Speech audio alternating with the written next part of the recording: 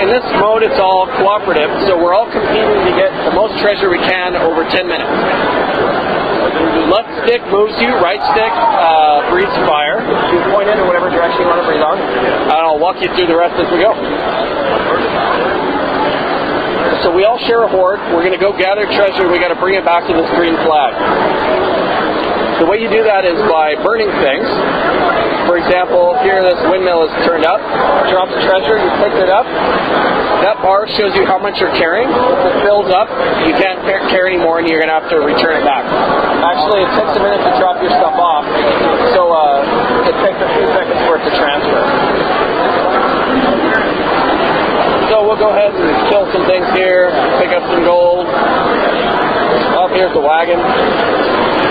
We call a hoard has elements. It's an action game. It's an arcade action game, but there's elements of strategy to it, which I'll explain in a moment. We've now gotten enough gold where we can upgrade. So when you press triangle, you pull up your upgrade menu. Using your D-pad, you can select what you'd like to upgrade. There's speed, fire, carrying, and armor.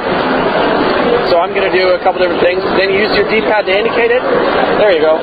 You guys are already ahead of me. Now, over the course of the game, this kingdom will simulate and sprout up around us. Crops will grow, they'll send food to towns. Towns will make merchant wagons. And you, as the dragon, are basically the pirate of the medieval commerce. You're going to attack everything that moves.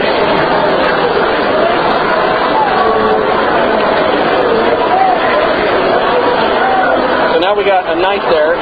Certain things can damage you. When you go back to your hoard, you'll heal up. If they damage you enough, they'll actually send you back and you'll be forced to heal. They'll automatically push you back to your hoard. If you want to dismiss your upgrade menu, you can hit triangle or circle. So whoever white is, if you hit the circle button. There you go. Up here is the power-up if one of you guys wants to grab this thing. Now what that is, that's a fireball power-up. If you press right one, R1, it'll deploy it. Now when you breathe, you can shoot fireballs. So for a limited time, basically all power-ups last about 10 seconds. There's 5 or 6 different power-ups in the game. There's ice, speed, different things that can give you basically a boost of abilities for a short amount of time. Anytime you're full, you bring it back, you drop off your treasure. We're all sharing gold, so as it goes into the kitty, at certain points we reach upgrade status, then we can upgrade our dragon. Basically, you level up. Ta-da, we've leveled up again.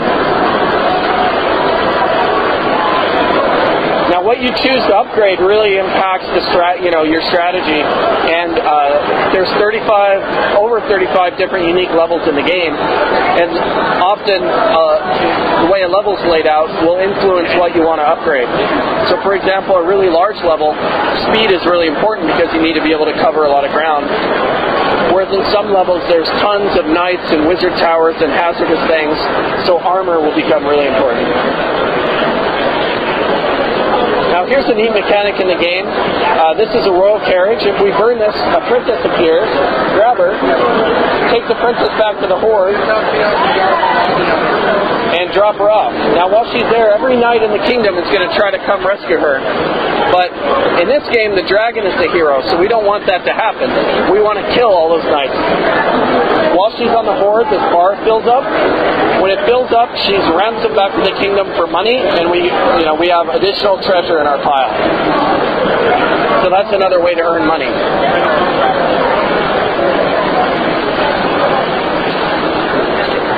So it's a bit comedy in that, you're kind of 4 players running around, but there's also competitive mode.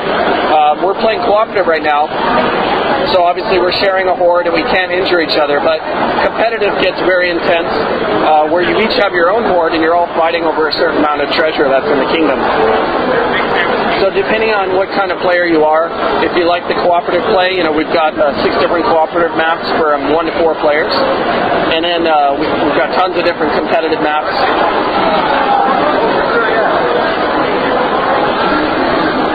Yeah, excellent. You guys are getting the hang of upgrading.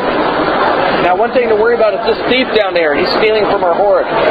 So if you're not careful, these little guys with bags will run to the horde and start stealing gold. And that's bad because we want to keep all our gold. In addition to stealing gold, they can steal our score multiplier. If you notice on the horde, there's a ×3 right now, and that every gold piece we drop off is worth 3. So that's a really good way to earn lots of score. But if the thief gets in there, he'll steal that.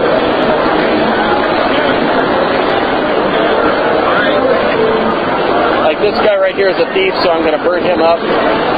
The other thing is if you die, you can never be knocked out of the game, which is a nice thing. You just are injured, and they'll send you back to the horde like there.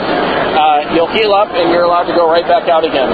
So it just costs you a bit of time, and then it also makes you drop whatever gold you were carrying. So these guys are pretty tough, these wizard towers. Yeah, we can stay away from them for a few minutes, and then we'll go gang up and attack them together. Nice, we managed to rescue another princess, or ransom another princess. So maybe if we can get an ice power up, actually I've got one. I'm going to freeze this wizard tower. Now we can all come attack it. Oh yeah, you're injured. Oh, I got nailed. So in that way, like the power-ups and the different upgrades you could do really help influence what you're able to do in the game. If you have ice, you can freeze enemies and things.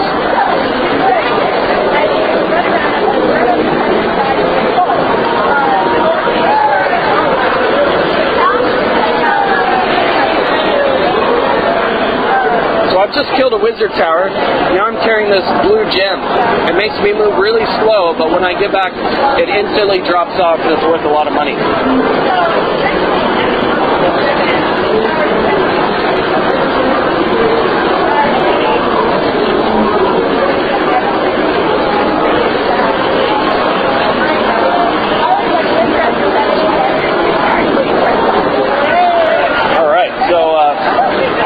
Things are starting to get a little more intense now. We're seeing a lot of knights and thieves, wizard towers. But on the other hand, we are 4 dragons and we're pretty powerful, so we can handle it. One of the neat parts about the game is that although you can just run around and burn everything, there is quite a bit of strategy as far as how to score the most points. If you just burn every town down, then you're going to choke the economy and there's no wagons, things like that. It can actually be bad.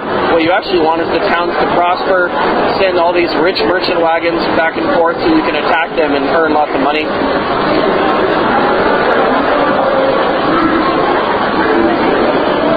And in competitive mode, there's some neat things as well where you can actually fight over control of towns. You can attack towns and make them fear you. And if they fear you, they'll actually send you tribute. They'll send offering cards directly to your horde to drop off money. But in that competitive mode, you have to fight over those towns because they only fear whichever dragon has done the most damage to them. Oh. There's a thief. Nice.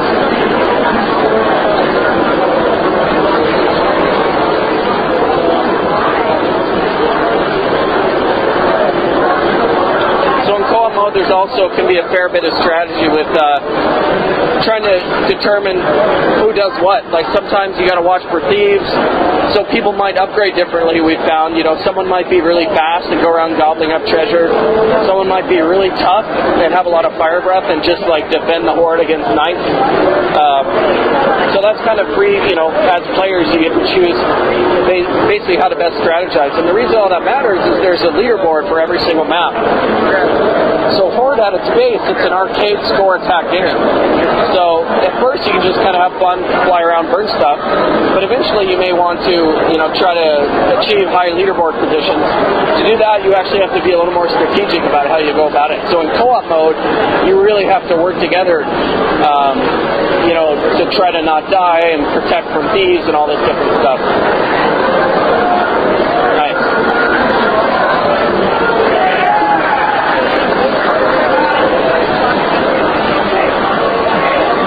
Finally we got, oh wow, that's a lot of guys over there.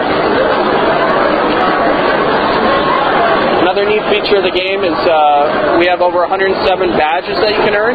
They're basically, you know, like challenges or achievements or whatever you want to call them, that you do by doing various gameplay actions. So sometimes you play a level just to try to get a certain badge. As you get badges, it upgrades your user profile, and then that puts you on a different leaderboard of total user points.